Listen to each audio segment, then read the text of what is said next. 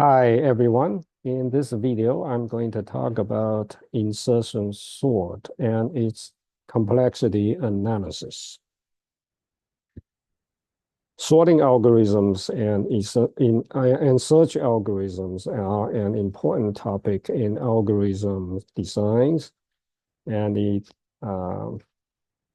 we have a few different sorting algorithms, and their complexities are also different. So today we're going to look at the easiest sorting algorithm, which is called insertion sort. The reason insertion sort is the easiest is because we have been using this sorting algorithm when we played poker games. Okay, assuming we have all played poker games before, so you know that when we play, we're going to draw a few cards, and then the first card you have is always considered sorted because you only have one card at the moment, so that is sorted. So let's say this is my first card, and I'm going to call it X. And then you are going to get the second card, and I'm going to call it Y. So now I will see how to manage my hand of cards. And so what I do is compare Y with X. And if the number Y is smaller than X, I'm going to switch these two cards. And so now I have Y in front of X. And if the number of card Y is equal to the number of card X, and then we're going to determine whether I need to switch them on or not by their suits, right? So this way, I can always have an order for my cards in my hand. So assuming now this is the result after I get my second card, and then let's say I have the third card, I call it Z. So what I do, I'm going to compare this card with X. If this card should go before X, then I will continue to compare card Z with card Y. So to see whether Z should go before Y or not, right? So that means that I'm going to find a correct location for placing this card Z in a already sorted hand. And this idea of sorting is called insertion sort.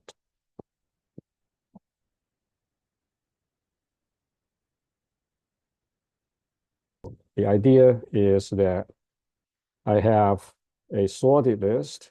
Okay, let's say I have assuming, right? So you can think of this is my hand of cards. So let's say I have n cards I'm going to draw. So this is going to be my n cards, and then this is the first card I get, and this is the second card, and so on. So imagine that I have all these cards stored in A, even though I draw these cards one at a time. So I can consider the first one, so which is A0, to be sorted, and then I get A1. Then what I do is compare A1 with A0. If A1 is less than A0, I'm going to switch their order. Otherwise, we don't have to change it. And then, so this part is considered sorted. And then I'm going to consider A2 and then compare A2 with the new A1. If A2 is greater than the new A1, then this is already sorted. Otherwise, I will continue to compare A2 with A0.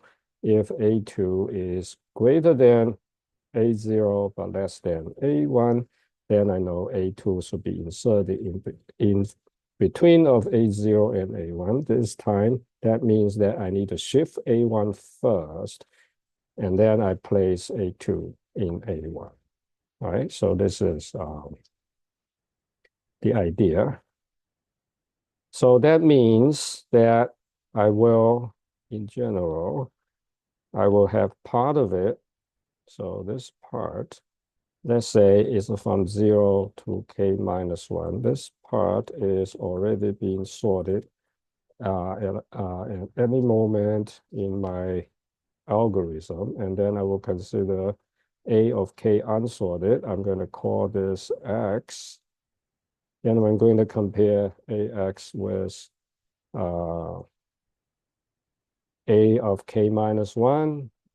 And then I will, if x is greater than AK minus 1, then I don't need to do anything. Otherwise, I will continue to compare until at certain location, I find out that, so until I go to a particular index J, I find out that A of J is less than or equal to X, and X is less than, strictly less than A of, oh, this is A J minus 1, A of J. Then I know that X will have to be placed in front of A of J. Before I do that, I need to shift everything from J to K minus 1 to the right. Okay, so from, so I shouldn't use, I shouldn't use left L. So from J to K minus 1, shift one position. So shifting to the right, usually we are using this notation. Okay, shifting. So this is shift by one location, one position to the right, and then I can insert X into A of J. So this is the idea, all right? So this is the description of what I just said. So now let's look at a Python implementation of this idea, and then we'll go back to analyze the number of steps this algorithm takes. Okay, so I'm going to call this algorithm insertion sort, and then the input is L. L is a list of values. So these values can be ordered. Either they are numbers or it could be words, right? So we can order words using lexical ordering, right? So it's alphabetical orders, right? So then we'll consider, as I said, we'll consider at the beginning, so L of 0 sorted. So what I need to do is to start from 1 up to n minus 1. So let's say n is equal to the length of L. So that's what this statement is doing. And then I will first assign L of k to be x, as what we did earlier.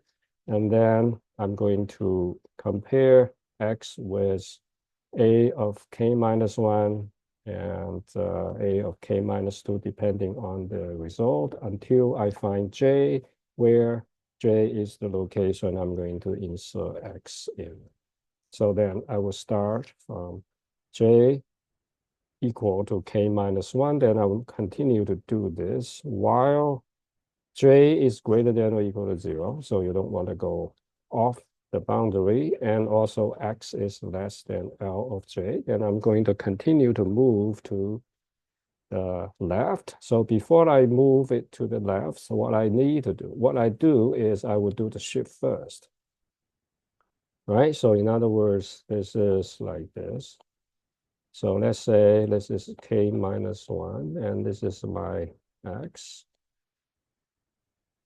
So I remember A of k, the value of A of k in x. I compare with first with ak minus 1. If x is less than ak minus 1, that means that I know x will have to be placed in front of k minus 1. May not be immediate front, but I know it will have to go before k minus 1. So this time then it's safe to shift a of k minus 1 to the right. And then I'm going to continue to compare.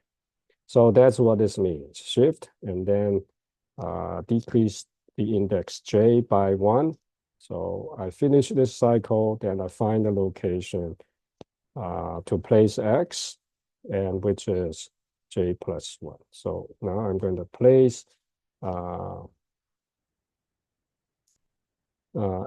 x into L of j plus 1. So in other words, when I finish this while loop, what I get either x is equal to L of j, and this is j is greater than or equal to 0, or j is negative 1. So if j is negative 1, that means that x will have to be placed into a of 0 in front of the, so x will have to be placed here. So that's j plus 1. We'll give that. Otherwise, when x is equal to L of j means x is less than L of j plus 1. So now so x should go into this position. So I'm first shift this to the right. Okay, and then because that is already been shifted to the right. So this particular one is now empty up. Okay, so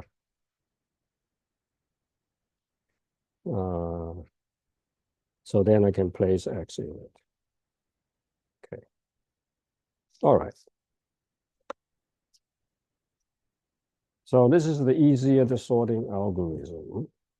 So how many steps this algorithm would take? So first of all, I will need to assume that we are working on a random access memory computer. So which means that accessing to a number at a particular location in your memory, in this case, in your list, only takes one step.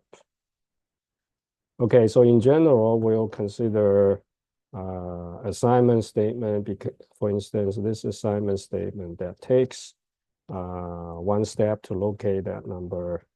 And I will also consider this is a one arithmetic operation. So this is k minus 1 and so on. So for each k, and I'm going to look at how many instructions it involves. So this is 1, and this is 1.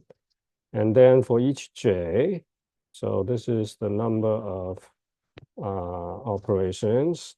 So this is one comparison. This is a one comparison. This is a one assignment statement. This is a one assignment statement. So for each j, it involves 4.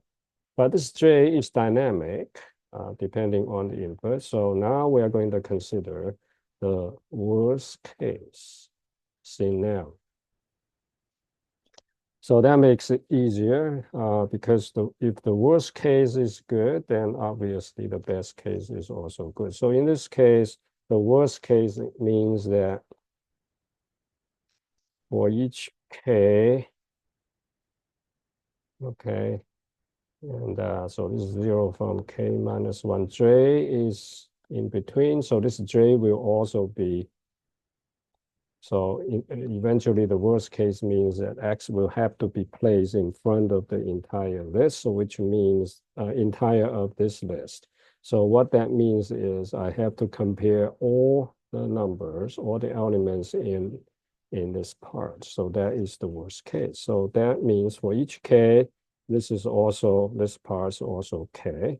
And after that, I have assignment statement. So which means that if you count the number of instructions for each k, it's 1 plus 1 plus, for each k, because j will have to go through the entire list. So that's k of them. And then this will be For each k, you got one here, one there, one, and then plus the final one. So that is equal to 3 plus 4k. All right.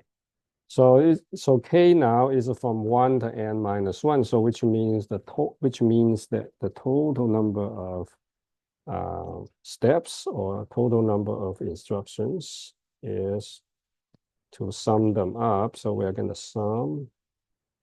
So this is a 3 plus 4k, and k is from 1 to n minus 1.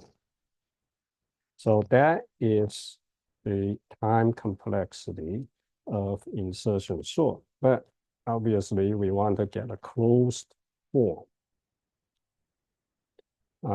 So we will sum them up. So we got k to n minus 1.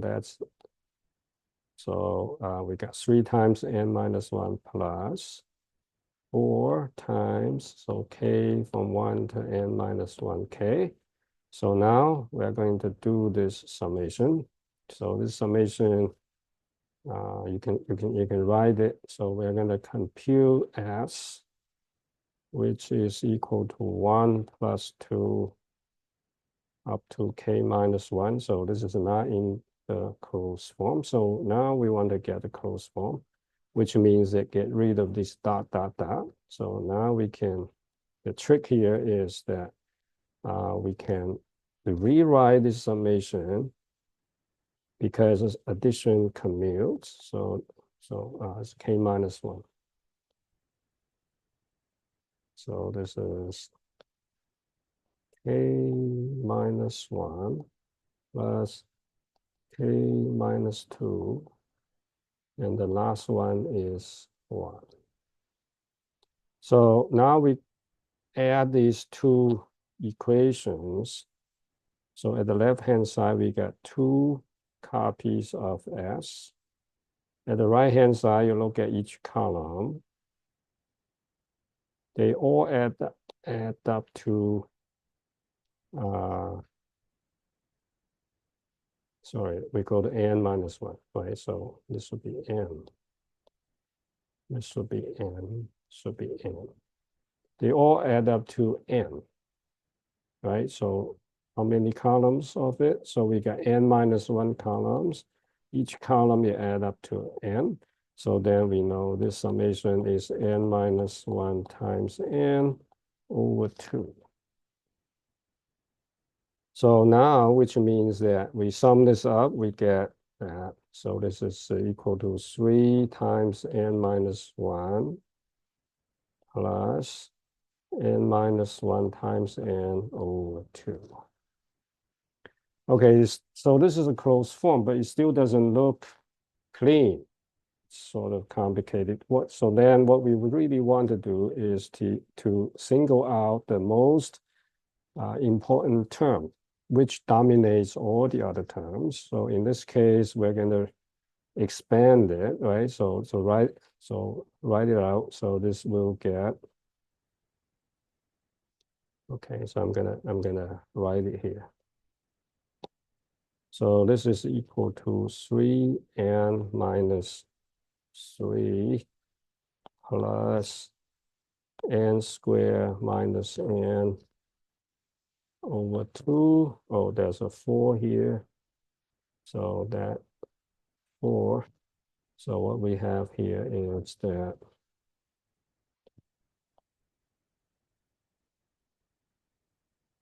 so we got 2 times this. So what we get here now is 2n squared.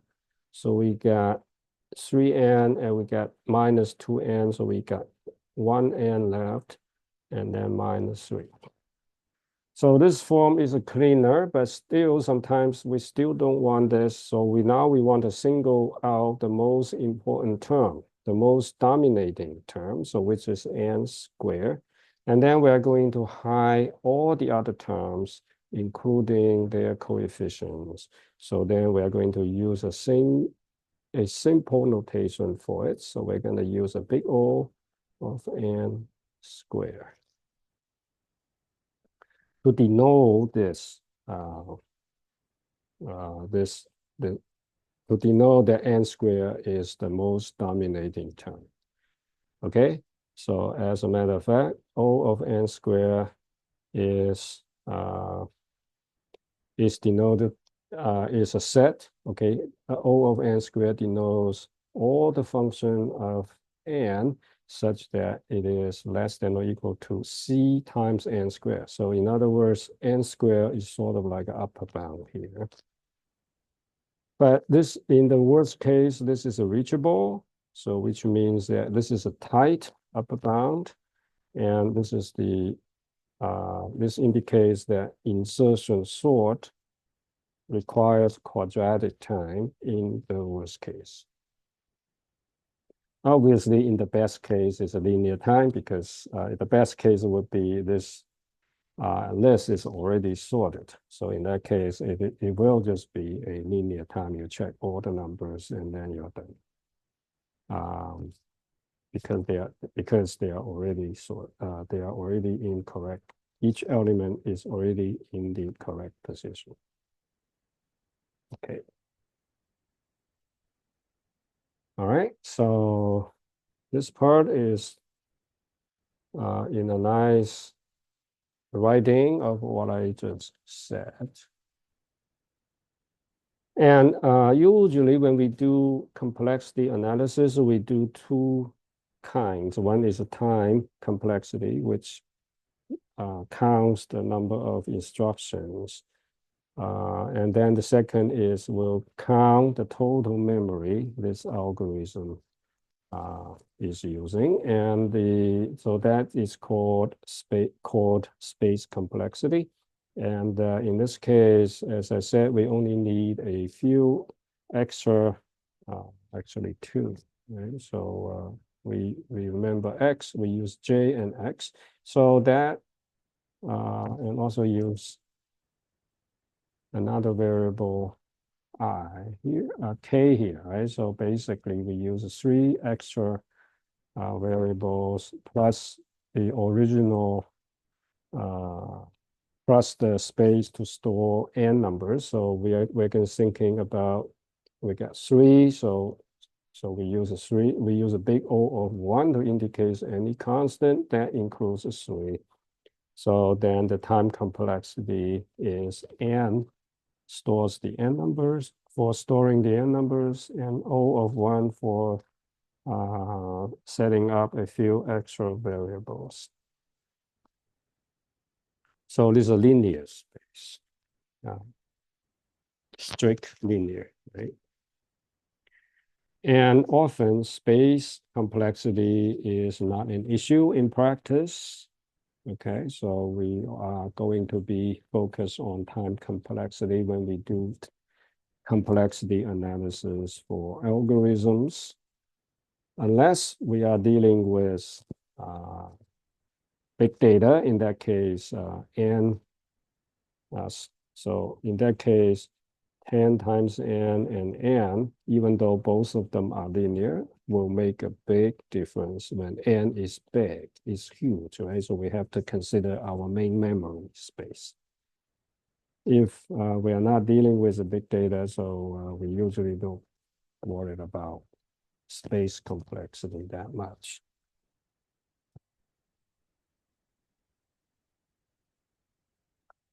All right, and then here we're gonna write a simple driver code to test out the algorithm here.